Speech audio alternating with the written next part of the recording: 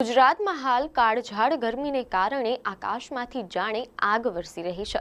અંગ દઝાડતી ગરમીએ રાજ્યભરમાં પોતાનું રૌદ્ર સ્વરૂપ ધારણ કર્યું છે।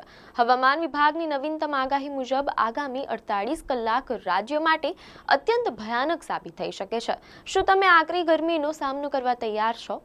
અહેવાલો મુજબ ગઈકાલના આંકડા પર નજર કરીએ તો સૌરાષ્ટ્રનું આર્થિક પાટનગર રાજકોટ 43.6 ડિગ્રી તાપમાન સાથે રાજ્યનું સૌથી ગરમ શહેર નોંધાયું હતું, તો બીજી તરફ અમદાવાદમાં પણ પારો 43.2 ડિગ્રીને પાર કરી ગયો છે।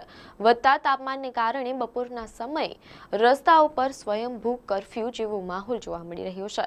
હવામાન નિષ્ણાંતોએ ચેતવણી આપી છે કે આગામી 2 દિવસ સુધી તાપમાનનો પારો સતત ઊંચો રહેશે।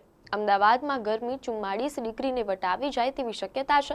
રાજ્યના મોટા ભાગના વિસ્તારોમાં પારો 40 થી 44 ડિગ્રીની વચ્ચે રહેશે, જે હીટ વેવની સ્થિતિ સર્જી શકે છે।